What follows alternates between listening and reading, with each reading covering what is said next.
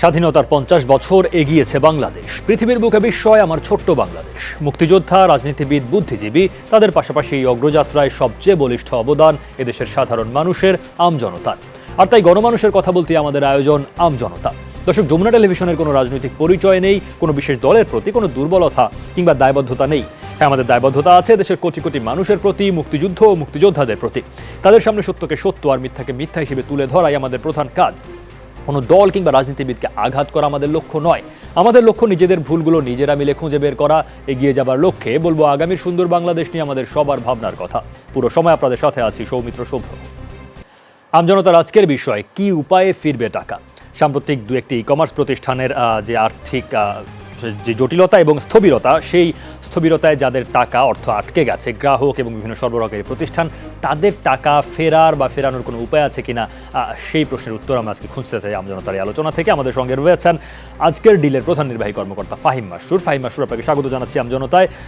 যে সাম্প্রতিক যে কয়েকটি ই কমার্স প্রতিষ্ঠানের বিরুদ্ধে গ্রাহক এবং মার্চেন্টদের সাথে প্রতারণার অভিযোগ উঠল, এতে ই কমার্স, এফ কমার্স খাত কি আস্থার সংকটে পড়তে যাচ্ছে বলে মনে করেন কিনা? এটা সামনের দিনে নতুন কোনো সংকট তৈরি করবে কিনা? জি, ধন্যবাদ সৌমিত্র আপনাকে। আমার কাছে মনে হয় যেই জিনিসগুলো আমরা দেখছি গত কয়েকদিনে, এটা আসলে এক ধরনের আশনি সংকেত আমাদের ওভারঅল ইন্ডাস্ট্রির জন্য। শুধুমাত্র ওভারঅল ইন্ডাস্ট্রির জন্য না, আমাদের ওভারঅল যে একটা বিজনেস কমিউনিটি আছে বা আমাদের একটা কনজিউমার কমিউনিটি আছে, সবার জন্যই এটা এক ধরনের বড় আঘাত। আমরা দেখেছি যে গুটি কয়েক কোম্পানি আসলে গত এক বছরে সংখ্যার দিক থেকে কিন্তু নাম্বারটা অনেক, প্রায় 8 থেকে 10 লক্ষর মতো লোকজন, ব্যক্তির কাছ থেকে, কাস্টমারের কাছ থেকে প্রায় 10,000 কোটি টাকারও বেশি টাকা কালেক্ট করেছে। এবং এর একটা বড় অংশই কিন্তু এই কোম্পানিগুলো প্রোডাক্ট ডেলিভারি দিতে পারেনি বা কাস্টমারদেরকে রিফান্ড করতে পারেনি। তো সেটা কিন্তু আমরা দেখছি এটা। এবং ব্যাপারটা এরকম না যে এটা শুধুমাত্র একদিনে হয়েছে, হঠাৎ করে হয়েছে, এটা গত এক বছর ধরেই হয়ে আসছে।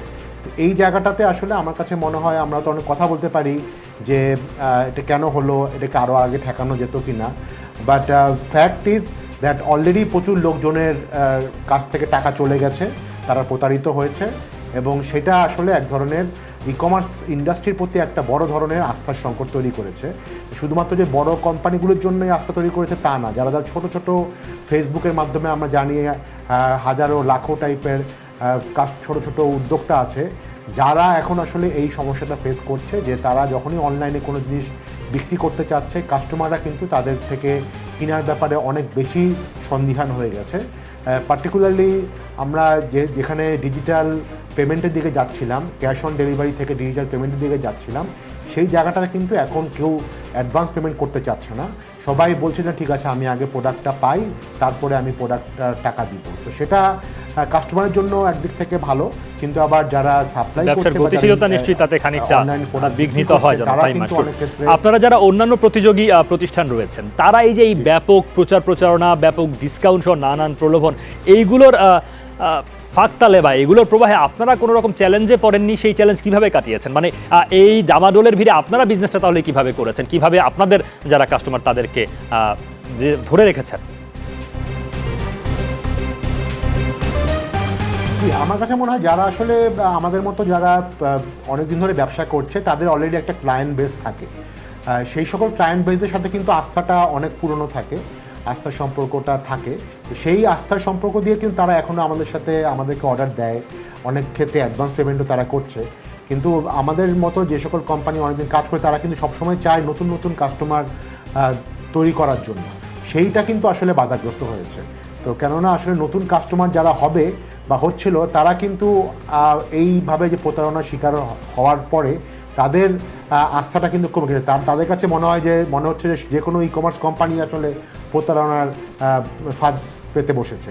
তো সেই জায়গাটা কিন্তু একটা বড় ব্যাপার, কারণ আমরা আসলে সত্যি কথা বলতে খুব আর্লি স্টেজ অফ ই কমার্সের মধ্যে আছি। আমাদের দেশে টোটাল হয়তো 1 থেকে 2% পপুলেশন কোনো না কোনো সময় অনলাইন থেকে কিনেছে, কিন্তু পার্শ্ববর্তী দেশে আমরা জানি যে 10, 15, 20% লোক পপুলেশনের অনলাইনে রেগুলার কেনাকাটা করে। তো আমাদের আসলে ওই জায়গাটায় যাওয়ার কথা। তো সেই জায়গাটা হয়তো সবচেয়ে বড় বাধা আমরা পাচ্ছি, যে নতুন কাস্টমার তৈরি করার ব্যাপারটাই আসলে সবচেয়ে বড় চ্যালেঞ্জ হবে আগামী দিনগুলির জন্য। আচ্ছা, আমাদের সঙ্গে রয়েছেন ই ক্যাবের রিসার্চ স্ট্যান্ডিং কমিটির চেয়ারম্যান সাদরুদ্দিন ইমরান। ফাহিম মাসুর, আপনার কথাগুলো শুনলাম, তার ধারাবাহিকতা বজায় রেখে একটু সাদরুদ্দিন ইমরানের কাছে যেতে চাই। জনাব ইমরান, আপনারা বেশ কয়েকদিন ধরেই আপনাদের সংগঠনের পক্ষে নানা রকম তৎপরতা তো বজায় রেখেছেন এই ই কমার্স কেন্দ্রিক যে নতুন আলোচনা বা যেই তৎপরতা সেগুলোর ভিত্তিতে। তো এই জায়গাতে আপনারা যেমন 4টা প্রতিষ্ঠানের সদস্যপদ স্থগিত করেছেন, ই ভ্যালি এখনও সদস্য কিনা এটি জানতে চাই, তাদের সদস্যপদ স্থগিত করা হয়েছে কিনা, আর আপনারা সংগঠন বা সংস্থা হিসেবে এই বিষয়গুলো, এই যে লেনদেন বা এই ধরনের প্রচেষ্টা প্রবণতা, সেগুলো আলাদা করে চিহ্নিত করতে পারেননি আগে বা আপনাদের চোখে পড়েনি? জি, ধন্যবাদ।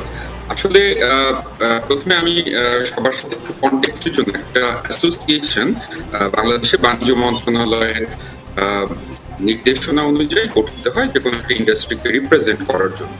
তো e commerce association of Bangladesh বাংলাদেশের ই কমার্স সেক্টরের রিপ্রেজেন্টেটিভ অর্গানাইজেশন।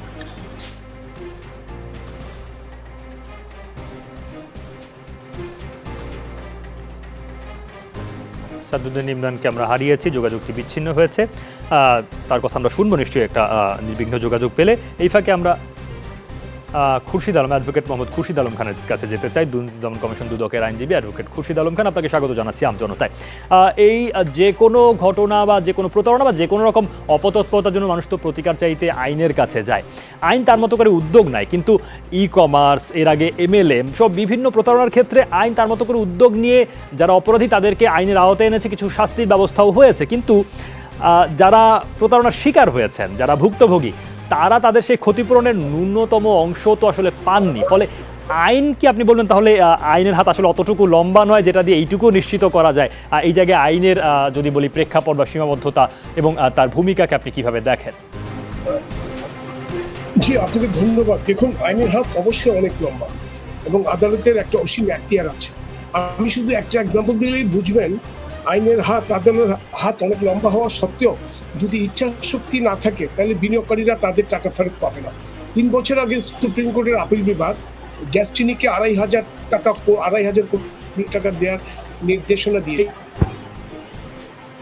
2,500 কোটি টাকা দেওয়ার জন্য তার যে ট্রানজেকশন দুঃখজনক হলেও সত্য, সেখানে কিন্তু আদালতের আদেশ আজও কমপ্লাই হয়নি। ডেস্টিনি একটা পয়সাও দেয়নি। কাজে আইনের হাত যে লম্বা, আদালতের এখতিয়ার যে অনেক বেশি, সেটা তো আমার ডেস্টিনির এক্সাম্পল থেকে বোঝা যাচ্ছে। যদি ইচ্ছা শক্তি না থাকে, মানুষের পকেট থেকে টাকা কুড়িয়ে নিয়ে সেটা মেরে দেওয়ার যদি ইচ্ছা শক্তি প্রবল থাকে এবং যদি ডিভোশন থাকে, এই টাকাটা আমি আর দিব না, আদালত হোক আইন হোক যাই হোক, টাকাটা আমি মেরে দিব, তাহলে তো আপনি কখনো টাকা উদ্ধার করতে পারবেন না। 3 বছর আগে ক্যাটেগরিক্যালি অ্যাপিলেট ডিভিশন ডেস্টিনি হোসেনকে জামিন দিয়েছে, জামিনে মুক্তি পাবেন যদি টাকাটা দিয়ে দেন। তাদের লয়ার আন্ডারটেকিং দিয়েছে, কিন্তু তারপরে তো টাকা পাননি। দ্যাট মিনস যিনি এই মামলায় যারা এই মামলার ভুক্তভোগী এবং যাদের কাছ থেকে টাকা পাবে, তাদের যদি ইচ্ছা শক্তি না থাকে, তারা যদি মন থেকে না চায় আমি টাকা দিব না বা আমি টাকা দিব, তাহলে এই টাকা কখনো ফেরত পাবেন না। তাহলে হোয়াট ইজ দ্য রিমিডি? রিমিডিটা কি? রিমিডি হলো তার জায়গা, সম্পত্তি, ব্যাংক অ্যাকাউন্ট যেটা আছে সেটা ক্রোক করে আদালতের মাধ্যমে প্রতিকার চাওয়া, যেটা মানি লন্ডারিং প্রতিরোধ আইন 2012-তে আছে। যদি কোনো সংস্থা মামলা যদি করে এবং সেই মামলায় যদি ব্যাংক অ্যাকাউন্ট ফ্রিজ করে, সম্পত্তি যদি ফ্রিজ করা হয়, ভুক্তভোগী যদি দিয়ে বলতে পারে যে আমি ভুক্তভোগী, সেই ক্ষেত্রে আদালত তারটা বিবেচনায় নিয়ে তার দেওয়ার নির্দেশ দিতে পারে। এখন যদি সে দিতেই না চায়, তার হয়তো সে হয়তো মেরেছে 200 কোটি টাকা, হ্যাঁ, এখন তার ব্যাংক অ্যাকাউন্টে পাওয়া যাচ্ছে হয়তো 1.5 টাকা, তাহলে আপনি কিভাবে করবেন? সে পালিয়ে বেড়াচ্ছে। যেমন ই ভ্যালি কাণ্ডে ধারার আপনার একটা মামলা হয়েছে, 420 ধারা প্রতারণার মামলা, কিন্তু ভুক্তভোগী উনি তো টাকা পাবেন। আমরা খুরশিদ আলম খানের কথা শুনছিলাম, সেই সংযুক্ত বিঘ্নিত হয়েছে। তার কথার অনেকখানি অংশে শুনে আমরা বুঝেছি যে আইন যেভাবে প্রচেষ্টা চালায় বা আইনের যে উদ্যোগ, সেগুলো বাস্তবায়নের ক্ষেত্রে আসলে নানা রকম দীর্ঘসূত্রতা বা নানা রকম অনীহা অনিচ্ছা দেখা যায়, যে কারণে এই জায়গায় আইন তার যে সদিচ্ছা বা প্রচেষ্টা সেটাকে আসলে পুরো মাত্রায় বাস্তবায়ন করতে পারে না। আমাদের সঙ্গে রয়েছেন গণমাধ্যম ব্যক্তিত্ব ডাক্তার আব্দুল তুষার, আমাদের সঙ্গে যুক্ত ছিলেন, তবে সম্ভবত হ্যাঁ, তাকে আমরা পেয়েছি। এবার নির্বিঘ্ন সংযোগ। ডাক্তার আব্দুল তুষার, আপনাকে স্বাগত জানাচ্ছি আমজনতায়। এর আগে যুবক, ডেস্টিনি, তারও অনেক আগে 90 দশকে এসডিএস বা আইসিটিএল এর মতো প্রতিষ্ঠানের বিরুদ্ধে তো এরকম অর্থ আত্মসাৎ প্রতারণার অভিযোগ উঠেছিল, এবং নতুন ফর্মে ই কমার্স খাতের কয়েকটি প্রতিষ্ঠানের বিরুদ্ধে এমন অভিযোগ উঠল।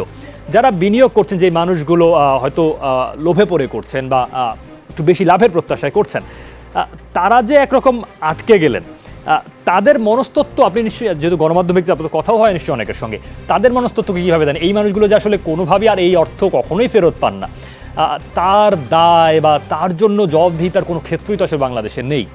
আপনি কিভাবে দেখেন বিষয়টা? এটা বাংলাদেশ বলে কথা না, পৃথিবীর কোথাও এই ধরনের ব্যবসায় যারা না বুঝে টাকা পয়সা দেন, তাদের টাকা পয়সা ফেরত পাওয়ার খুব একটা সুবিধা পৃথিবীর কোথাও নাই। এটা আমেরিকাতেও নাই, বাংলাদেশেও নাই, ইউরোপেও নাই। আপনি যখন কোনো একটা কিছু অর্ডার করেন কোনো একটা কোম্পানিতে, সেই কোম্পানি আপনাকে সেটা যখন দেয় নাই, তখনই আপনার অভিযোগটা করবার কথা ছিল। বছরের পর বছর আপনি জিনিসটাকে যখন হতে দিয়েছেন, তখন নিজেই আসলে নিজের ক্ষতি করেছেন। এটাই হচ্ছে বিষয়। আর মনস্তত্ত্ব ব্যাখ্যা করা আমার পক্ষে সম্ভব না, কেননা আমি কোনোভাবেই বুঝি না যে বারবার সাবধান করার পরেও মানুষ সেখানে গেছেন, টাকা দিয়েছেন, উল্টো যারা সাবধান করেছে তাদেরকে নানান ধরনের কুকথা বলেছেন, আক্রমণ করেছেন, আক্রমণাত্মক কথাবার্তা বলেছেন।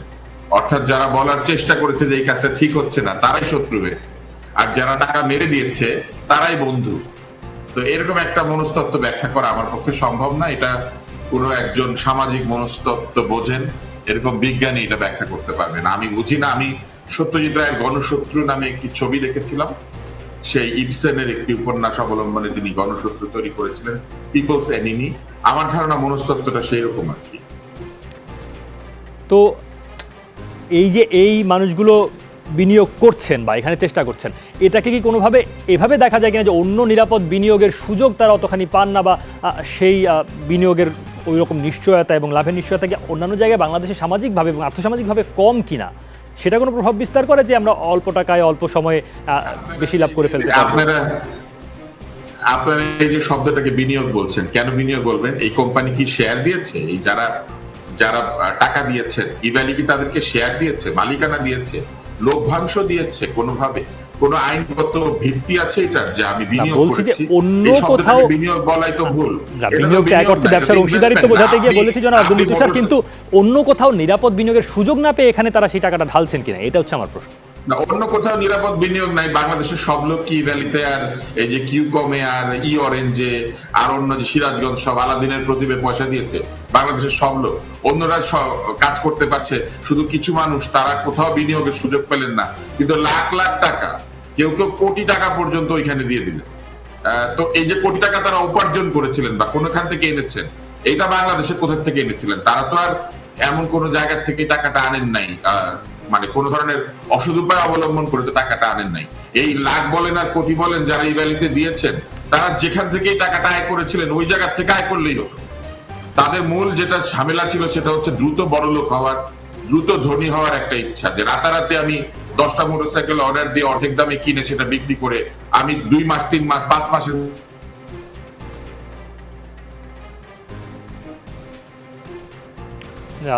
অল্প সময় সেই 2-3 মাস 5 মাসে বড়লোক হয়ে যাওয়ার লোভ, এটাকে আব্দুল তুষার মূলত এই দিকে আঙুল তুলছেন, আঙুল দিয়ে দেখেছেন। আমাদের সঙ্গে সাদুদ্দিন ইমরান রয়েছেন, তার কথা শুনছিলাম এর আগে, তবে সাদুদ্দিন ইমরানের সঙ্গে তখন সংযোগটি বিঘ্নিত হয়েছিল। সাদুদ্দিন ইমরান আছেন নিশ্চয়ই আমাদের সঙ্গে? না, তার সঙ্গে সংযোগ বিচ্ছিন্ন। ফাহিম মাসরুর আমাদের সঙ্গে রয়েছেন। জনাব ফাহিম মাসরুর, নতুন নতুন কর্মক্ষেত্র তৈরি হচ্ছে, ঘরে বসে মানুষ পণ্য পাচ্ছে, কিন্তু যে নিম্নমানের পণ্য সরবরাহ করা বলুন, অর্থ রিফান্ড না দেওয়া, বিক্রেতা সেবা না দেওয়া, নানা রকম অভিযোগ ই কমার্স প্রতিষ্ঠানগুলোর বিরুদ্ধে থাকে, এটা কি আসলে শেষ পর্যন্ত সদিচ্ছারই অভাব বলে আপনি মনে করেন, নাকি অন্য কোনো বিষয় এখানে কাজ করে, অন্য কোনো গোষ্ঠী সিন্ডিকেট এভাবেই আসলে এই বিজনেসটা করতে চায় বা একটা মডেল দাঁড় করাতে চায়, কি জানি? না, আসলে তুষার ভাইয়ের সাথে আমি একমত যে এটা আসলে তো ইনভেস্টমেন্ট হওয়ার কথা ছিল না। বাট আবার আপনি যেটা বললেন যে সাধারণ মানুষ হয়তো পার্টিকুলারলি কোভিডের সময় দেখা গেছে অনেকেই হয়তো বিভিন্নভাবে তাদের অন্যান্য ইনকাম অপরচুনিটি থেকে বঞ্চিত হয়েছে, তারা কিন্তু একটা অলমোস্ট অনেকেই কিন্তু আমরা দেখেছি আউট অফ ডেসপারেশন কিছু না কিছু করতে হবে, কিছু ইনভেস্ট করতে হবে, সেইখান থেকে তারা ইনভেস্ট করছে। এবং সেম জিনিসটা কিন্তু আমরা দেখেছিলাম শেয়ার মার্কেটেও। আপনার যদি খেয়াল আছে 96-এর যে শেয়ার মার্কেটে বড় একটি স্ক্যাম হয়েছিল, তখনও কিন্তু আমরা দেখেছিলাম যেই টাইপের সাধারণ মানুষজন একেবারে গ্রামে গঞ্জে থেকে এসে, যারা আসলে শেয়ার মার্কেটে কিছুই বুঝে না, তারা অলমোস্ট কাইন্ড অফ জুয়া খেলার মতো এই জায়গাটাতে চলে এসেছিল। এবং আমার কাছে কেন জানি মনে হয় যে অলমোস্ট সেরকমই একটা ব্যাপার কিন্তু গত কয়েক মাসে আমরা দেখেছি, যে লোকে লাখ লাখ টাকা, এবং যেটা তুষার ভাই বলল, অনেকে সাধারণ মানুষ 1 কোটি 1.5 কোটি টাকাও পর্যন্ত আসলে এই ক্ষেত্রে তারা ইনভেস্টমেন্ট হিসেবে, আসলে ব্যাপারটা ইনভেস্টমেন্ট হওয়ার কথা না, কিন্তু তারা ব্যাপারটাকে ইনভেস্টমেন্ট হিসাবে দেখছে, কেননা তারা চাচ্ছে এখানে খুব দ্রুতই 3 থেকে 4 মাসে টাকা দ্বিগুণ করার ব্যাপারে। তো এইটা কিন্তু আসলে সবচেয়ে বড় ব্যাপার। তো যে কোনো কারণেই হোক, সাধারণ মানুষকে আমরা আসলে দায়ী করাটা আমি মনে করি যে আসলে কোনো সলিউশন না, কেননা আসলে যেখানে সাধারণ মানুষ সুযোগ পাবে বা তারা হয়তো ভুল করতে পারে, কিন্তু এখানে রাষ্ট্রের আসলে একটা বড় রোল ছিল আসলে, যেটা আমার কাছে মনে হয় আমরা সেটা হয়তো পরিপূর্ণভাবে কাজ করতে পারিনি। এখানে হয়তো খুরশিদ ভাই আছেন, আমার থেকে ভালো বলতে পারবেন। আমি যেমন একটা উদাহরণ দিই, আজকেও যেমন পেপারে দেখা গেছে যে ভোক্তা অধিকার অধিদপ্তরে প্রায় শুধুমাত্র ইভ্যালির বিরুদ্ধেই গত 2 মাসে 5,000 বেশি কেস হয়েছে। আমি আজকেই পড়ছিলাম, আমি যদি বলি যে এখানে একটা ক্লজ আছে 2009 সালে যে ভোক্তা অধিকার সংরক্ষণ আইন আছে, সেখানে বলা আছে স্পেসিফিক্যালি যে প্রতিশ্রুত পণ্য বা সেবা যথাযথভাবে সরবরাহ না করিবার দণ্ড। কোনো ব্যক্তি প্রদত্ত মূল্যের বিনিময়ে প্রতিশ্রুত পণ্য বা সেবা যথাযথভাবে বিক্রয় বা সরবরাহ না করিলে তিনি অনূর্ধ্ব 1 বছর কারাদণ্ড বা অনধিক 50,000 টাকা অর্থদণ্ড বা উভয় দণ্ডে দণ্ডিত হইবেন। এখন আমার প্রশ্ন হচ্ছে, গত 1 বছরে এই পার্টিকুলার ইভ্যালির বিরুদ্ধে যেই 10 থেকে 15,000 মতো ভোক্তা অধিকার মামলা হয়েছিল, এর কয়টা আসলে শাস্তি হয়েছিল? কারণ এই শাস্তিগুলি যদি প্রথম থেকেই ভোক্তা অধিকার অধিদপ্তর করতে পারতো, যে 50,000 টাকা একটা কেসের জন্য কিন্তু ভোক্তা অধিকারের 50,000 টাকা বা 1 বছরের কারাদণ্ড করা। এবং তার সঙ্গে তো এটাও নজরে আসার কথা যে একটা প্রতিষ্ঠানের বিরুদ্ধে কেন বারবার একই অভিযোগ আসছে, ফলে সেটা তো বাড়তি করে এই তৎপরতাটা তাদের নজরে আসার কথা। এক্স্যাক্টলি। এবং এখানেও বলা আছে, এই আইনেও কিন্তু বলা আছে, যদি একই অপরাধ বারবার সংঘটিত করে তাহলে কিন্তু যে কোনো শাস্তির দ্বিগুণ হয়ে যাবে। মানে 1 বছরের জায়গায় তার 2 বছর কারাদণ্ড হবে, 50,000 টাকা জরিমানার জায়গায় 1 লাখ টাকা জরিমানা হবে। তো আমার কাছে মনে হয় যে মানে আমরা কাস্টমারদেরকে বিভিন্নভাবে দায়ী করতে পারি, তারা অনেক লোভী, তারা না বুঝে করেছে, সবই ঠিক আছে, কিন্তু রাষ্ট্রের যা দায়িত্ব, রাষ্ট্রীয় কর্তৃপক্ষের যা দায়িত্ব, সেটা তো আসলে রাষ্ট্রেরই করতে হবে। এটা আমি শুধু বললাম ভোক্তা অধিকার অধিদপ্তরের ব্যাপার।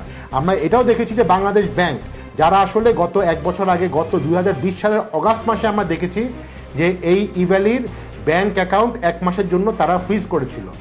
কি কারণে তাদের সেই ফ্রিজ করা অ্যাকাউন্ট আবার ওপেন হলো? অনেক কাস্টমার কিন্তু এখন বলছে যে আমরা কিন্তু যখন দেখলাম যে সরকারের প্রতিষ্ঠান বাংলাদেশ ব্যাংক তার ফ্রিজ করা অ্যাকাউন্ট খুলে দিল, মানে এটা একটা one kind of proof that Evaly সঠিকভাবে ব্যবসা করছে। তো সেই জায়গায় কিন্তু এখন আসলে আমার কাছে মনে হয় এই সকল কর্তৃপক্ষদেরকেও আসলে মানে অ্যাকাউন্টেবল হতে হবে, যে তারা কেন একটা কোম্পানির বিরুদ্ধে যখন অভিযোগ এসেছিল তার অ্যাকাউন্ট ফ্রিজ করলো এবং সেই ফ্রিজটাকে আবার মানে 1 মাসের মধ্যে খুলে ফেলা হলো। তো এই জায়গাগুলি কিন্তু আমাদের আসলে দেখতে হবে।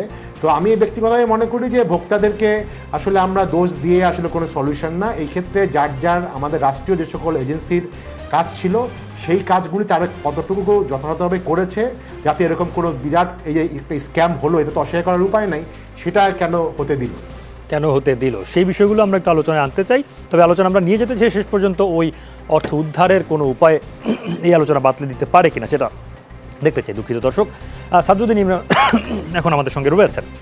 যেন সাদরুদ্দিন ইমরান, এর আগে আপনার কথা শুনছিলাম, কিন্তু শেষ পর্যন্ত বিঘ্নিত সংযোগের কারণে পুরো কথাটা শুনতে পাইনি। এখন আপনার সঙ্গে আমি এই প্রশ্ন জুড়ে দিতে চাই সেই আগের আলোচনার সঙ্গে। আপনি ইভ্যালি নিয়ে আপনাদের যে ই ক্যাবের যে তৎপরতা, ইভ্যালি নয় কেবল আপনাদের ই ক্যাবের যে সামগ্রিক কার্যক্রম, এবং সাংগঠনিক যেই কাজ সেগুলো নিয়ে আপনি ব্যাখ্যা করছিলেন, কথা বলছিলেন। এখন আমি তার সঙ্গে জুড়ে দিতে চাই যে ধরুন একটা প্রতিষ্ঠান বাজারে যে দাম তার চেয়ে অর্ধেক দামে পণ্য বিক্রি করছে, আপনাদের সেগুলো নজরে আসে কিনা? অর্থাৎ এইগুলো দেখভাল করার, এই যে অসম বাজার তৈরি হচ্ছে কোনো পণ্যের, সেটা দেখভাল করার দায়িত্ব কার তেমন, বা সেখানে আপনাদের নজরদারির কোনো সুযোগ আছে কিনা? জি ধন্যবাদ। আমাকে কি শোনা যাচ্ছে এখন? এখন শুনতে পাচ্ছি, বলুন।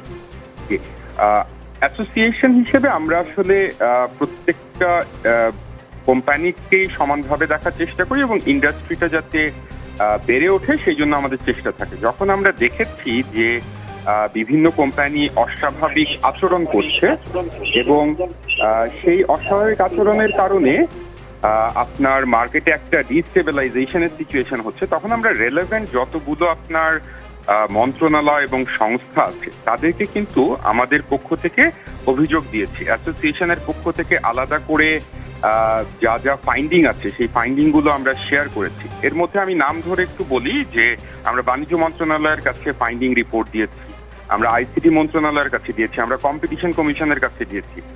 এর বাইরে আমরা আপনার এই সেক্টরে যাতে একটা সুশাসন আসে সেই কারণে আপনার আমরা ফাহিম মাসুর ভাই যেটা বলছিলেন যে আমরা ডিজিটাল পেমেন্ট সিস্টেমের দিকে যাওয়ার চেষ্টা করছিলাম, তো সেইটা ফ্যাসিলিটেট করার জন্য আমরা বাংলাদেশ ব্যাংকের কাছে প্রস্তাবনা দিয়েছি যে এসক্রো সিস্টেমের মাধ্যমে যাতে পেমেন্ট গুলো করা হয়। কিন্তু খুব দুঃখজনক হচ্ছে যে আমাদের এখানে এই পদ্ধতিগুলো হতে সিদ্ধান্ত গ্রহণে অনেকটা সময় লেগে গেছে, যার কারণে অনেক গ্রাহক হয়তো আজকে যেই পরিস্থিতি তৈরি হয়েছে সেই পরিস্থিতির মুখে পড়েছেন বা পরিস্থিতির শিকার হয়েছেন। তো সেই ক্ষেত্রে আপনার অ্যাসোসিয়েশন তো একটা এনফোর্সিং বডি না, সুতরাং অ্যাসোসিয়েশন ফাইন্ডিং গুলোকে বের করে সেটাকে রেকমেন্ড করতে পারে। অ্যাসোসিয়েশন তাদের যারা মেম্বার কোম্পানি তাদেরকে শোকজ করেছে এবং শোকজের উত্তরের উপর ডিপেন্ড করে সেটা যদি স্যাটিসফ্যাক্টরি উত্তর না হয় তাহলে মেম্বারশিপ স্থগিত করেছে এবং পার্মানেন্টলি মেম্বারশিপ বাতিল করার ব্যবস্থার দিকে যাচ্ছে। আপনি একটা প্রশ্ন করেছিলেন যে ই ভ্যালির মেম্বার এখনো ই কমার্স অ্যাসোসিয়েশনের আছে কিনা। ই ভ্যালির বিরুদ্ধে অভিযোগের ব্যাপারে ই কমার্স অ্যাসোসিয়েশন তাদেরকে শোকজ করেছিল, তারা শোকজের যে রিপ্লাই দিয়েছে সেই রিপ্লাইয়ের উপর বেস করে অ্যাসোসিয়েশনের যে মেমোরেন্ডাম আছে সেই অনুযায়ী এই সপ্তাহের মধ্যে ই ভ্যালির মেম্বারশিপ বিষয়ে সিদ্ধান্ত দেওয়া হবে এবং অবশ্যই সেটা গণমাধ্যমেও জানিয়ে দেওয়া হবে। আচ্ছা, সাদুদ্দিনের কথা আমরা শুনছিলাম। খুরশিদ আলম খান, ই কমার্স ব্যবসা পরিচালনায় কোনো আইন নেই এখন অবধি।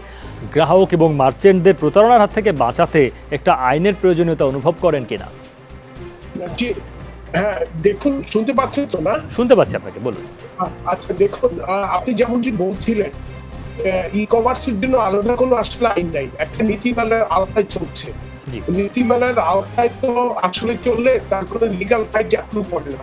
উচিত ছিল একটি আইন করে একটি আইনি প্রণয়নের মধ্যে তাদেরকে নিয়ে আসা, আইনের আন্ডারে একটি রুলস থাকে, সেই রুলসের মধ্যে নীতিমালা থাকে, ওভাবে নিয়ে আসা। যেহেতু আইনি কোনো ব্যাকআপ নাই, কাজেই যিনি ক্ষতিগ্রস্ত ব্যক্তি, যিনি টাকা পকেট থেকে দিয়েছেন মানে তার বুকস আনার জন্য, তার তো কোনো রিমেডিস নাই ভার্চুয়ালি লফুলি।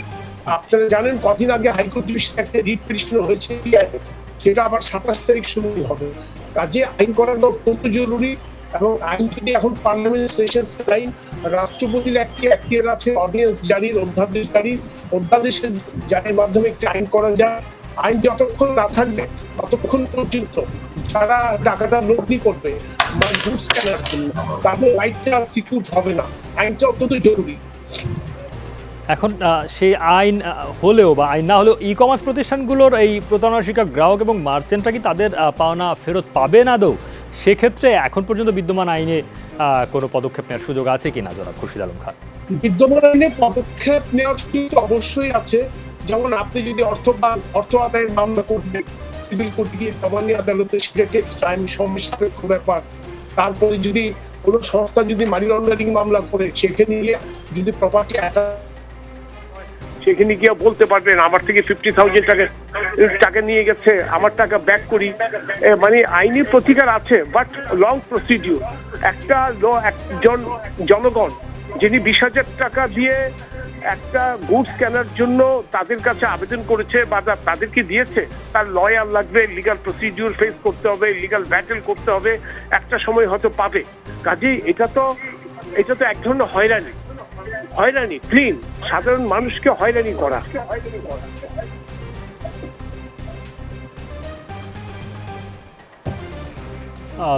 শুনছিলাম আমরা খুরশিদ আলম খানকে, তিনি বলছিলেন যে বিদ্যমান আইনে বেশ কিছু পদক্ষেপ নেওয়ার সুযোগ আছে, আর ই কমার্স পরিচালনা একটা আইনের কথাও তিনি বলছেন।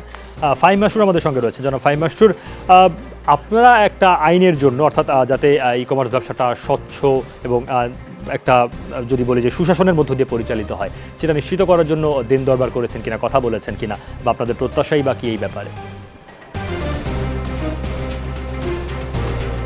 জি, আসলে আমি এই ক্ষেত্রে কিছুটা হলেও খোরশেদ ভাইয়ের সাথে একটু দ্বিমত পোষণ করছি। আমার কাছে মনে হয়, কিন্তু আমি একটু আগে আমার বক্তব্যে বলেছিলাম যে অলরেডি কিন্তু বাংলাদেশে যে ভোক্তা অধিকার আইনটা আছে, এই আইনে যথেষ্ট পরিমাণ কিন্তু আসলে রেমেডির অপশন ছিল। অলরেডি কিন্তু আমরা দেখেছি শুধু ইভ্যালির বিরুদ্ধেই গত 2 মাসেই শুধুমাত্র 5,000 মামলা দায়ের করা হয়েছে। মানে ভোক্তারা সরাসরি দায়ের করেছে, কেউ অনলাইনে করেছে বা কেউ অফিসে এসে করেছে। তো সমস্যাটা কিন্তু আসলে আইনের না, এবং এই আইনে কিন্তু যথেষ্ট পরিমাণ ক্ষমতা দেওয়া হয়েছে ভোক্তা অধিকার অধিদপ্তরকে। তারা কিন্তু 50,000 টাকা পর্যন্ত জরিমানা করতে পারে, 1 লাখ টাকা পর্যন্ত জরিমানা করতে পারে, এবং এখানে কারাদণ্ডের বিধানও আছে। তো আমি প্রশ্ন করব যে কেন এই আইনটার ইমপ্লিমেন্টেশন হচ্ছে না।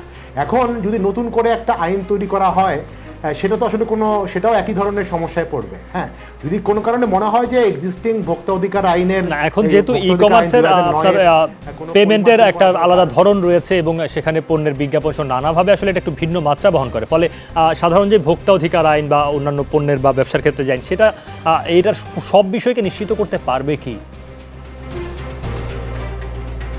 না, এটা পারছে তো। আমার পয়েন্ট হচ্ছে অলরেডি কিন্তু আমরা কোনো সময় দেখেছি অন্যান্য কোম্পানির ক্ষেত্রে কিন্তু ব্যাপারটা ইমপ্লিমেন্টেড হয়েছে, যেখানে আসলে বিভিন্ন কোম্পানি কিন্তু জরিমানাও দিয়েছে। তো এবং সেই কাজটা কিন্তু গত 10-15 বছর ধরে হচ্ছিল। হঠাৎ করে কেন এই গুটি কয়েক কোম্পানিরা কিভাবে এই আইনের বাইরে চলে আসলো, কিভাবে এই আইনের প্রয়োগ তাদের উপরে হলো না গত 1 বছর ধরে, সেটা কিন্তু আমার মনে হয় আসলে মানে সরকারের পক্ষ থেকে তদন্ত করা উচিত, বা যাদের দায়িত্ব ছিল তাদেরকে আসলে অ্যাকাউন্টেবল করা উচিত। কেননা আসলে আমরা শুধুমাত্র নতুন একটা আইন তৈরি করলে যেটা হবে, নতুন যদি করি, প্রচুর আমাদের ছোট ছোট উদ্যোক্তা আছে, তারা কিন্তু আসলে এক ধরনের হয়রানির শিকার হবে। আমরা কিন্তু অফকোর্স উই ওয়ান্ট আমাদের যারা কাস্টমার আছে তাদেরকে যে করেই হোক যাতে হয়রানি থেকে মানে বাইরে রাখা যায়। অ্যাট দ্য সেম টাইম আমাদের যে হাজার হাজার লাখ লাখ ক্ষুদ্র উদ্যোক্তা আছে, তাদের উপরে যদি আমরা নতুন নতুন আইন তৈরি করি, নতুন নতুন রেগুলেশন তৈরি করি, তাহলে কিন্তু এই ইন্ডাস্ট্রিটা মানে বাধাগ্রস্ত হবে। তো আমার কাছে মনে হয় এক্সিস্টিং যেই আইনটা আছে, সেই আইনের যদি মনে হয় যে না, এই আইনে কোথাও পরিমার্জন করা দরকার, এখানে অনলাইন শপিংয়ের ব্যাপারটাকে আরও স্পষ্টভাবে করা দরকার, পেমেন্টের ব্যাপারটা করা দরকার, সেটা করা যেতে পারে। কিন্তু নতুন, এবং সেটা কিন্তু যে কোনো ব্যবসার জন্যই, এটা অফলাইন বলি অনলাইন বলি, যে কোনো ব্যবসার জন্যই কিন্তু যুগের সাথে তাল মিলায় এই জিনিসটা করতে হবে। এবং ভোক্তা অধিকার আইন কিন্তু খুব স্ট্রং একটা আইন, এবং সরকারের বাণিজ্য মন্ত্রণালয় থেকে কিন্তু লোকজনকে বলা হচ্ছে যে আপনারা ভোক্তা অধিকার অধিদপ্তরে যে আপনারা মামলা করেন। সামহাও কোনো কারণে এনাফ মামলা আসেনি, বা যেই মামলাগুলো এসছে খুব কম মামলাও যে আসেনি তা না, প্রায় 5,000 শুধুমাত্র একটা কোম্পানির বিরুদ্ধে মামলা হচ্ছে গত 2 মাসে। সেগুলির ক্ষেত্রে আসলে কি হলো, কেন এই আইনটা ইমপ্লিমেন্টেড হচ্ছে না? আমি আরেকটা ব্যাপার বলি, বিভিন্ন মন্ত্রণালয় আমরা কিন্তু প্রায়ই দেখেছি যে এখানে স্বরাষ্ট্র মন্ত্রণালয় বা বাংলাদেশ ব্যাংকের পক্ষ থেকে কোনো ধরনের মামলা করা হচ্ছে না এই কোম্পানিগুলোর বিরুদ্ধে। শুধুমাত্র আমরা জানি যে মানি লন্ডারিং যখনের কোনো কেস ঘটে তখন দুদক একটা মামলা করতে পারে, কিন্তু এইখানে যদি প্রতারণার কেস ঘটে তাহলে মামলা কিন্তু আসলে করতে হয় ভোক্তাকে, বা যে আসলে এফেক্টেড হলো তাকে। তো এই জায়গাটাও আমার কাছে মনে হয় একটা ব্যাপার আছে, যে এখানে যাতে রাষ্ট্রও এক ধরনের মানে স্বতঃপ্রণোদিত হয়ে কোনো ধরনের অ্যাকশন নিতে পারে, কোনো মামলা করতে পারে এইসব প্রতারণার ক্ষেত্রে, সেই ব্যাপারটা আসলে প্রতারণার শিকার না হন, তার আর্থিক নিরাপত্তা এবং তার সার্বিক যে ব্যবসায়িক কর্মকাণ্ড লেনদেন সেটা নিরাপত্তা নিশ্চিত করতে গিয়ে আব্দুল নূর তুষারের কাছে একটু যেতে। যেন আব্দুল নূর তুষার, আমরা প্রেক্ষাপট বোঝার চেষ্টা করলাম এবং এর পেছনে আসলে দায় বা অন্য কি ঘাটতি বা খামতি ছিল সেগুলো একটা অনুমান করার, আন্দাজ করার চেষ্টা করলাম আলোচনায়। এখন এই কয়েকটি প্রতিষ্ঠানের কাছে যে কয়েক হাজার কোটি টাকা বিভিন্ন গ্রাহকের, সেটা পুরো মাত্রায় পাওয়া সম্ভব নয় সবাই বলছেন, প্রায় অসম্ভবই বলছেন।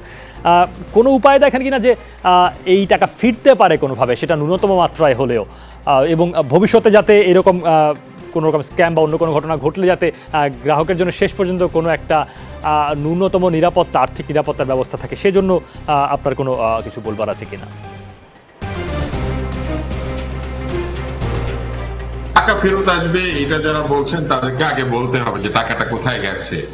টাকাটা কোথায় গেছে সেটা তো বিজনেস মডেলের মধ্যেই আছে, এবং এই ধরনের বিজনেস মডেলে ব্যবসা করতে দেওয়া হয়েছে, এটাই হচ্ছে সবচাইতে অত্যাশ্চর্য ব্যাপার। আপনি আমাকে বলেন যে যখন ক্রিকেট দলের জার্সি স্পন্সর করা হয়েছে, বিভিন্ন অনুষ্ঠান স্পন্সর করা হয়েছে, বিভিন্ন মন্ত্রণালয়ের গুরুত্বপূর্ণ অনুষ্ঠানে এই ভ্যালি বা অন্যরা পয়সা দিয়েছে, এই পয়সাটা কার পকেট থেকে গেছে? গ্রাহকের পয়সা, যেটা সে মোটরসাইকেল কেনার জন্য দিয়েছিল, যেটা সে টেলিভিশন, ফ্রিজ, এয়ার কন্ডিশন কেনার জন্য দিয়েছিল, সেইটা সেখানে চলে গেছে। এই টাকাটা কি এখন ফেরত আসবে? এই টাকাটা তো ফেরত আসবে না। তাহলে যারা টাকা নিয়েছিলেন তারা টাকা ফেরত দিলেই কেবল এই টাকাটা পাওয়া সম্ভব। যে তারকারা অনেক টাকা নিয়ে তাদের ব্র্যান্ড অ্যাম্বাসেডর হয়েছিলেন, তারা নিজেদের যে পেমেন্ট নিয়েছেন, এই টাকাটা কোত্থেকে গেছে? সেটাও সেই মোটরসাইকেলের, ফ্রিজের, টিভির টাকা। এই টাকাটা কি ফেরত আসবে? তো যদি এই টাকা ফেরত না আসে, টাকা তো বাংলাদেশে কেউ ছাপায় না, টাকাটা কোথাও গেছে, এবং যেখানে গেছে সেইখান থেকে ফেরত না আসলে এটা তো নতুন ভাবে কোনোখান থেকে ফেরত আনা সম্ভব না। ফলে যখন বাংলাদেশ ব্যাংক বলেছে যে তারা, নিরীক্ষক দল যখন বাংলাদেশ ব্যাংকের গিয়েছিল, যখন বলেছে যে তারা 1 টাকা আয় করার জন্য 6 টাকা খরচ করেছে, তার মানে কি? তার মানে ওই যে 5 টাকা। আচ্ছা, শুনছিলাম আমরা জনাব ডাক্তার আব্দুল নূর তুষারকে। তিনি বলছেন যে এই টাকাগুলো আসলে যেখানে গেছে সেখান থেকে ফেরত নাই, এবং সেই বাস্তবতাও তাদের নেই, সেটা বলছিলেন তিনি। আমরা সাদুদ্দিন ইমরানের সঙ্গে এই ফাঁকে কথা বলেনি, সংযুক্তি বিঘ্নিত হয়েছে আব্দুল নূর তুষারের সঙ্গে। সাদুদ্দিন ইমরান, আপনাদের ই কমার্স অ্যাসোসিয়েশন অব বাংলাদেশের সাধারণ সম্পাদক গণমাধ্যমকে জানিয়েছেন যেহেতু এখন এখানে অনেক মানুষের স্বার্থ জড়িত, সরকার চাইলে এই ভ্যালিকে নিজেরা পরিচালনা করতে পারে অথবা কোনো একটা প্রতিষ্ঠানকে দায়িত্ব দিতে পারে। সরকার প্রশাসক নিয়োগ দিলে বা অন্য কাউকে দায়িত্ব দিলে সমস্যার সমাধান হবে বলে মনে করেন আপনারা? বা তেমন কোনো যদি বলি রোড ম্যাপ আপনাদের এখন পর্যন্ত ভাবনায়, পরিকল্পনায় আছে যে এভাবে আসলে কিছু করা যেতে পারে? আসলে একটা ব্যাপার একটু আমি অ্যাড্রেস করে নিই। আমাদের এখানে লার্নেড লয়ার খোরশেদ সাহেব একটা নতুন আইনের কথা বলেছেন। আমার মনে হয় যে একটা মিস কমিউনিকেশনের ব্যাপার আছে, যদিও ফাহিম আশুর ভাই কিছুটা বলেছেন। যখন এর আগে প্রতারণার ঘটনা হয়েছে অন্যান্য সেক্টরে, রিয়েল এস্টেট সেক্টরে প্রতারণার ঘটনা হয়েছে, শেয়ার বাজারে প্রতারণার ঘটনা হয়েছে, আপনার গার্মেন্টস সেক্টরে প্রতারণার ঘটনা হয়েছে, তখন কিন্তু সেক্টর স্পেসিফিক আইন করার কথা বলা হয়নি, কারণ বাংলাদেশে অলরেডি অনেক রকম আইন আছে, যে আইনগুলোর মাধ্যমে আপনার প্রতারণার ঘটনাগুলোকে আপনার শাস্তি দেওয়ার যথেষ্ট ব্যবস্থা আছে। এখন ই কমার্স মানে কি? ই কমার্স মানে হচ্ছে বেসিক্যালি কমার্স, সব ধরনের কমার্স, এবং সেইটা আপনার ডিজিটালি যখন আমরা করছি, তখন আমরা টেকনোলজির ব্যবহার করে করছি, তখন আমরা এটাকে ই কমার্স করছি। সুতরাং এখানে এটা একটা অল এনকম্প্যাসিং সেক্টর। সুতরাং আপনি অল্প কয়েকজন প্রতারণা করে ব্যবসা করেছে বা মানুষজনের টাকা নিয়েছে, তাদেরকে আমার প্রতারক হিসেবেই লেবেল করা উচিত, তাদেরকে আমার ই কমার্স সেক্টর হিসেবে লেবেল করা উচিত। এবং এখানে আপনার একটা আস্থার সংকটের ঘটনা আসলে ঘটিয়েছে কয়েকটা কোম্পানি, যারা আপনার এর মাধ্যমে যারা আমাদেরকে এই ভালো কোম্পানিগুলোকে বিপদে ফেলে দিয়েছে। সুতরাং আমার মনে হয় যে আমাদেরকে ব্যাপারটাকে সামগ্রিকভাবে দেখা উচিত। একটা নির্দিষ্ট কোম্পানিকে বাঁচানোর জন্য সরকার ব্যবস্থা নেবে কিনা, শতপ্রণোদিত হয়ে প্রশাসন, সেটা কেবল কোম্পানিকে বাঁচানোর ব্যাপার নয় জনাব সাদুদ্দিন ইমরান, সেটা ওই গ্রাহকদের যারা ক্ষতিগ্রস্ত হয়েছেন তাদেরকে কোনোভাবে যদি বলি তাদের যে ক্ষতি সেটাকে প্রশমিত করা যায় কিনা, সেটা ন্যূনতম মাত্রা, এবং সেটা শুধু এই একটা প্রতিষ্ঠানের জন্য নয়, ভবিষ্যতে এমন ঘটনা ঘটতেই পারে যেহেতু ব্যাপক আর্থিক লেনদেন হয়, ফলে সেখানে আসলে প্রতারণার সুযোগও নিশ্চয়ই অনেক জায়গায় তৈরি হয়। তো সেক্ষেত্রে যাতে গ্রাহকের একটা আর্থিক নিরাপত্তা বা নিশ্চয়তা শেষ পর্যন্ত কোথাও না কোথাও থাকে, কেউ যাতে ভূমিকা রাখে সেই গ্রাহকের হয়ে, রাষ্ট্র বা সরকার, তেমন কোনো উদ্যোগ নেওয়ার সুযোগ? আমাদের আইনি কাঠামোতে আসলে গ্রাহকের সুরক্ষার জায়গা ততটুকুই যতটুকু হচ্ছে একটা কোম্পানির অ্যাসেট আছে। একটা কোম্পানিকে আপনি যদি বন্ধ করে দেন, তার যে অ্যাসেট ভ্যালু আছে সেটাকে ক্রোক করে আপনি গ্রাহকদের কাছে দিতে পারেন, কিন্তু সেখানে গ্রাহককে আসলে দাবি জানাতে হবে, গ্রাহককে মামলা করতে হবে, সেটার উপর বেস করে আপনি সেই গ্রাহকরা সংক্ষুব্ধরা আপনার সেই অনুযায়ী পেতে পারেন আদালতের নির্দেশনার মাধ্যমে। সুতরাং এটা একটা লম্বা প্রক্রিয়া বাংলাদেশের আইন অনুযায়ী।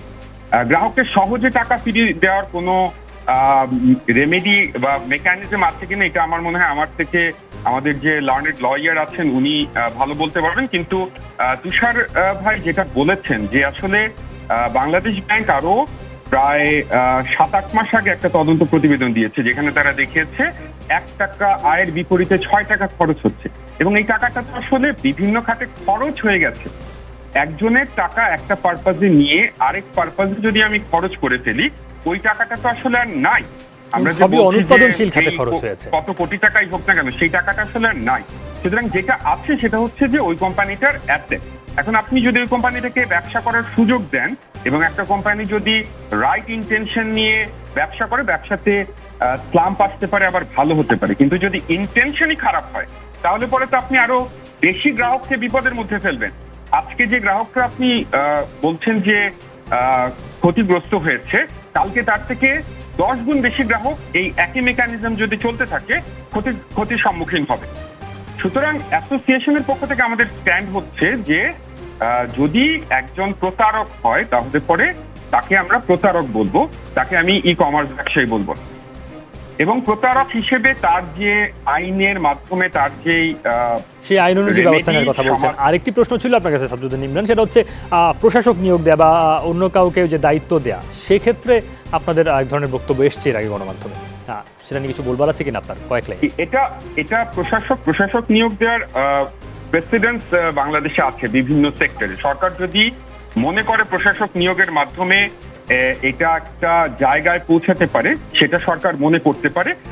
গ্রাহকদের সুরক্ষা সেটাতে হবে কিনা সেটা আসলে আর্থিক ব্যাপার এবং মন্ত্রণালয় বিবেচনা করে সিদ্ধান্ত নিতে পারে। আচ্ছা, সেটা বিবেচনা করে সিদ্ধান্ত নিতে পারে বলছেন। আব্দুল নূর তুষার কাছে আবার একটু যেতে চাই। আব্দুল নূর তুষার, আপনি বলছিলেন যে এই টাকাগুলো খরচ হয়ে গেছে এবং যেটি এখন পর্যন্ত বলাই যায়, আমি যেটা বলছিলাম সাবজুদ্দিন ইমরানকে, যে সব অনুৎপাদনশীল খাতে খরচ হয়েছে, স্পন্সরশিপ সহ নানান জায়গায় খরচ হয়ে গেছে। ফলে সেই সব অর্থ যে নতুন করে কিছু বাড়তি আবার ফিরে আসবে বা কোনো ক্ষেত্র তৈরি হবে তার আশা করার সুযোগ নেই। কিন্তু ধরুন এই যে এই রকম অর্থ খরচ বা যারা এই সব স্পন্সরশিপ গ্রহণ করছেন, আপনি তাদের কথা বলছিলেন, তারা যখন গ্রহণ করেন তখন কার কাছ থেকে টাকা নিচ্ছেন, কোন টাকা, সেগুলো দেখার রেয়াজ, চর্চা, নীতি বা আইন কিছুই তো নিশ্চয়ই নেই। ফলে সেই জায়গায় স্বচ্ছতা নিশ্চিত করা জরুরি নয় কি? স্বচ্ছতা সব জায়গাতেই নিশ্চিত করাটা জরুরি। মুশকিলটা হচ্ছে যে স্বচ্ছতা নিশ্চিত করতে গেলে যে সততার প্রয়োজন আছে সেই সততার অভাব রয়েছে বিভিন্ন জায়গায়। আমরা লক্ষ্য করেছি যে বিভিন্নবার নানান জায়গাতে অভিযোগ উত্থাপিত হওয়ার পরেও বিষয়গুলিকে তদন্ত না করে বা আমলে না নিয়ে এই কাণ্ডটি ঘটিয়ে যাওয়া হয়েছে। যখন বাংলাদেশ ব্যাংক তদন্ত প্রতিবেদন দিয়েছে, সমস্ত পত্র পত্রিকা লিখছে, মানুষ বলছে যে এক ধরনের অন্যায় সংঘটিত হচ্ছে, তখনও আমরা দেখেছি যে সরকারি প্রতিষ্ঠান এই ধরনের প্রতিষ্ঠানের কাছ থেকে স্পন্সরশিপ নিয়েছে। তখন সাধারণ ক্রেতার কি অবস্থা হয়? সাধারণ ক্রেতা মনে করে যে সরকার যদি এদের কাছ থেকে টাকা পয়সা নেয়, সরকারি লোকের সাথে যদি আইন শৃঙ্খলা রক্ষাকারী বাহিনী পর্যন্ত নিয়েছে, তাদের তো নিজস্ব গোয়েন্দা তথ্য বা নানান রকম বিষয় থাকে, এইসব খোঁজ খবর নেন, তারাও মানে আসলে সেই জায়গা থেকে মুক্ত থাকতে পারেনি।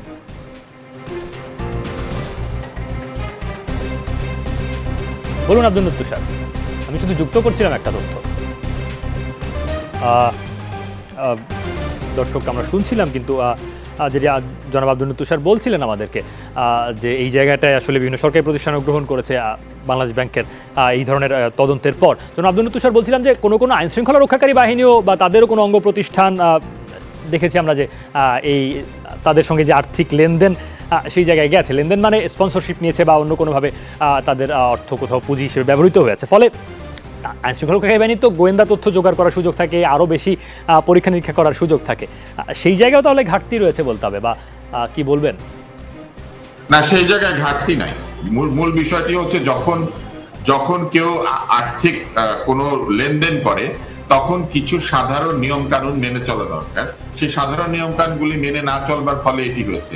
আমি আজকে প্রশ্ন করতে চাই যে এই প্রতিষ্ঠানগুলি প্রতি বছর সরকারের যে প্রতিষ্ঠান রয়েছে জয়েন্ট স্টক কোম্পানি, সেইখানে তাদের অডিট প্রতিবেদন জমা দেওয়ার কথা, তারা কিন্তু সেই অডিট প্রতিবেদন সঠিকভাবে জমা দেয় নাই। এখন পত্রিকা বলছে যে তারা ভুয়া অডিট রিপোর্ট জমা দিয়েছে, কিন্তু গত বছর বা তার আগের বছর তারা যে অডিট রিপোর্ট জমা দিল না, এই বিষয়টি কেউ দেখলো না কেন? ওই অডিট রিপোর্ট দেখলেই কিন্তু ব্যাপারটা বের হয়ে আসতে পারতো। যখন অবিশ্বাস্য সব অফার দেওয়া হচ্ছে, যারা ভেন্ডার, যারা ধরেন মোটরসাইকেল আমদানি করেন, তারা যখন দেখলেন যে দামে তারা আমদানি করতে পারেন না, সেই দামে একটা লোক নিয়ে বিক্রি করে দিচ্ছে, তারাও কিন্তু কিছু বললেন না, কারণ তারা খুশি তাদের সঙ্গে সে কিন্তু ঠিক দামে কিনে এনে কম দামে বিক্রি করছে, ফলে তারা খুশি, তারা তো টাকা পাচ্ছেন। আরেকটি বিষয় আপনি লক্ষ্য করবেন, প্রত্যেককে এই প্রতিষ্ঠানগুলিকে বাকি দিয়েছে। এই যে অন ক্রেডিট ব্যবসা করার যে ব্যবস্থা, এই অন ক্রেডিট ব্যবসা করার ব্যবস্থাটা আমাদের দেশে কোনো বৈজ্ঞানিক পদ্ধতিতে হয় না বা কোনো সায়েন্টিফিক পদ্ধতিতে হয় না। ব্যবসায়ীরা কাকে কত বাকি দিবেন এটা তিনি মনে মনে ঠিক করেন। এই ক্রেডিট লিমিট ঠিক করার জন্য কোন ধরনের আমি বলবো যে প্রফেশনাল কোন সিস্টেম, এই ক্রেডিট রিস্ক অ্যানালিসিস এর প্রফেশনাল কোন সিস্টেম বাংলাদেশে কিন্তু আসলে তৈরি হয় নাই। প্রাইভেট কোম্পানিগুলি তারা যে ক্রেডিট দেন, এই ক্রেডিট গুলি রিস্ক অ্যানালিসিস তারা কিন্তু ঠিক মতো করেন না, এবং তারা এই জায়গাগুলিতে আমার ধারণা এক ধরনের গাফিলতি আছে তাদের। মালিক চিন্তা করেন বাকি দিয়ে দাও, বাকি দিয়ে দেয়, এবং এই করতে গিয়ে মিডিয়া বাকি দিয়েছে, মোটরসাইকেল আমদানিকারক বাকি দিয়েছে, টেলিভিশন আমদানিকারক বাকি দিয়েছে, এমনকি চাল ডাল বিক্রি করে যে সে বাকি দিয়েছে, সাধারণ বিউটি পার্লার পর্যন্ত বাকি দিয়েছে। এবং এই যে একদিকে সে বাকি নিচ্ছে বিক্রেতার কাছ থেকে, আরেকদিকে ক্রেতাকে কোনো পণ্য দিচ্ছে না, এবং দুই পক্ষের টাকা এক জায়গায় করে সিনেমা স্পন্সর করছে, জার্সি স্পন্সর করছে, এইগুলি কিন্তু সবার চোখের সামনে হয়েছে। এবং এইগুলি দেখার কোনো প্রোঅ্যাক্টিভ সিস্টেম আমাদের ব্যবসার যে পরিবেশ তার মধ্যে নাই। আমাদের ব্যবসায়িক রেয়াজটাই এমন যে ওই যে বাকি কাকে কতটুকু দিচ্ছি আমি ভেবে নিচ্ছি। আমাদের ব্যবসায়ী অন্তত সেইভাবে ব্যবসা করেন, একরকম আস্থা বিশ্বাস ন্যূনতম মাত্রায় থাকলেই তারা এই ব্যবসাটা করেন বলতে হবে। আপনি যে জায়গাটা বলছিলেন যে এই যে এইসব জায়গায় স্বচ্ছতার কথা এবং যেসব প্রতিষ্ঠান এই অর্থ নিচ্ছে তাদের দিক থেকে কোনো জবাবদিহি বা নজরদারি আছে কিনা, খুরশিদ আলম খানের কাছে যেতে চাই। যেমন খুরশিদ আলম খান, দুটি বিষয়, একটা হচ্ছে এই ধরনের অর্থ কোথায় যাচ্ছে, কারা নিচ্ছেন, সবার সামনে ঘটছে, নজরদারিটা আসলে জোরদার করার মতো সংস্থা কারা রয়েছে, কি করতে পারে তারা? জি দেখুন, আমি তার আগে মাসুদ সাহেবের একটা প্রশ্নের রিপ্লাই দিচ্ছি। উনি খুব একটা গুরুত্বপূর্ণ প্রশ্ন করছেন যে ভোক্তা অধিকার আইন আমাদের দেশে অ্যালাইভ। ভোক্তা অধিকার আইনে গেলেই তো যিনি বিনিয়োগ যিনি করেছে উনি টাকাটা কোনো একটা কমপ্লেইন পাবে, কিন্তু ভোক্তা অধিকার আইনে মামলা করে আমাদের দেশে রিমিডিস পেয়েছে আমার জানা নাই। এক নাম্বার 2 হলো ওখানে লং প্রসিডিউর অ্যাপিলের প্রভিশন আছে, রিভিশনের প্রভিশন আছে। আর ভোক্তা অধিকার আইনে ভোক্তার শুধু অধিকারটা দেখা হবে, ভোক্তা যে প্রতারিত হলেন, টাকাটা যে লেয়ারিং হলো, টাকাটা যে চলে গেল, এইটা দেখার ক্ষমতা ভোক্তা অধিকার আদালতের নেই। কাজেই এখানে ওই যে আপনি শেষের যে প্রশ্নটা করলেন, মানি লন্ডারিং একটা থিম আছে, follow the money follow the crime, যে টাকাটা শেষ পর্যন্ত ডেস্টিনেশন কোথায়, এই ডেস্টিনেশনটা যদি আপনি ফাইন্ড আউট করতে না পারেন তাহলে অপরাধটা প্রমাণ করা যাবে না। কাজে ভোক্তা অধিকার আইনে গিয়ে এই ভোক্তা প্রতারিত হয়েছেন সেই প্রতারণার সাজা কিন্তু ভোক্তা অধিকার আদালত দিতে পারবে না। তারপরে টাকাটা যে পকেট থেকে নিয়ে গিয়ে লন্ডারিং করলো লেয়ারিং এর মাধ্যমে, সেটার রিমিডিস ভোক্তা অধিকার আদালত দিতে পারবে না। ভোক্তা অধিকার দেখবে শুধু তার রাইটটা প্রপারলি কনস্ট্রু করা হয়েছে কিনা। কাজে ভোক্তা অধিকার আইনে অনেক লিমিটেশন আছে। মাসুদ সাহেব হয়তো বা জানেন কিনা আমি জানি না, আমরা ভোক্তা অধিকার নিয়ে অনেক কাজ করেছি। এখানে রেট অফ ডিসপোজাল এবং রেট অফ ফাইলিং কেসেস এবং আফটার ডিসপোজাল ভোক্তা তার অধিকার রিটার্ন পাওয়া, এটা অনেক টাফ। এই পর্যন্ত ফাইনালি কেউ পেয়েছে কিনা আমার জানা নেই। অর্থাৎ সেই সব বাস্তবতাই ই-কমার্সের জন্য আলাদা করে একটা আইনের প্রয়োজনীয়তা আপনি অনুভব করেছেন এবং সেই জন্যই বলেছেন। আরেকটি প্রশ্ন বারবার উঠে আসছে যে যেটি করছে অন্যদের কাছে, প্রশাসক বা অন্য কোনোভাবে এই কোম্পানিকে দিয়ে গ্রাহকদের যে পাওনা সেটা দেওয়ার ব্যবস্থা করা যায় কিনা। পিকে হালদারের কোম্পানি বা এরকম নানান কোম্পানি যারা নানা রকমভাবে ক্ষতিগ্রস্ত বা একটু দেনার দায়ে জর্জরিত, তাদেরকে যে প্রশাসক নিয়োগ করে বা অন্য কোনোভাবে সরকার বা আদালতের নির্দেশে সেই চেষ্টা হয়েছে যে যাতে তারা আবার রিভাইভ করতে পারে, অন্তত গ্রাহকের অর্থ পরিশোধ করতে পারে। এই ক্ষেত্রে তেমন কিছু করার সুযোগ আছে কিনা বা অন্য কোনো পরামর্শ? পিকে হালদার যে কোম্পানিগুলো করেছে সেগুলো registered under the companies act, এবং যারা ওখানে ফ্রাস্ট্রেটেড হয়েছেন তারা গিয়েছেন হাইকোর্টের লিকুইডেশনের জন্য। হ্যাঁ, লিকুইডেশন করতে গিয়ে হাইকোর্ট তার এক্সট্রাঅর্ডিনারি পাওয়ারে বেশ কিছু টাকা পয়সা রিটার্ন দিচ্ছে, কিন্তু ই কমার্স কোম্পানিগুলো তো তারা রেজিস্টার্ড না, not under the companies act. তো সেখানে তো কোর্ট কিভাবে দিবে, নাম্বার ওয়ান। আর সবচেয়ে বড় ব্যাপার হলো প্রশাসক দিয়ে আপনি কি করবেন? আপনাকে আগে একটা আইন বানাতে হবে। আইন বানায় আইনের আন্ডারে ই কমার্স গুলোকে তদারকি করতে হবে। সেখানে বা আপনি একটা প্রশাসক নিয়োগ করতে পারেন, কিন্তু আইন ছাড়া প্রশাসক দিতে গেলে তার আইনি ক্ষমতা কোথায়? যার আইনই নাই, প্রশাসক গিয়ে ওখানে কি করবেন? আমার মনে সেক্ষেত্রে হলো তো আইন লাগবে এবং সেই প্রশাসক নিয়োগ করলে তাকে সেই ক্ষমতা দিতে হবে চর্চা করার জন্য। ফাহিম মাসুরের কাছে যেতে চাই। জনাব ফাহিম মাসুর, একেবারে শেষ পর্যায়ে চলে এসেছে আলোচনার। এটা আপনার কাছে প্রশ্ন, আপনি একটা ব্যবসা প্রতিষ্ঠানের প্রধান নির্বাহী হিসেবে দায়িত্ব পালন করছেন, ই কমার্স ব্যবসা প্রতিষ্ঠান। এমন একটা কোম্পানি যদি এখন আপনাকে বলা হয় যে এইটাকে আসলে কোনোভাবে গ্রাহকের অর্থ ন্যূনতম মাত্রায় ফেরত দেওয়া হোক, টাকা ফেরত দেওয়ার কোনো উপায় আপনি আপনার ব্যবসায়িক বুদ্ধিতে, আপনার এক্সিকিউটিভ যেই ইন্টেলিজেন্স, সেই জায়গা থেকে দেখেন কিনা?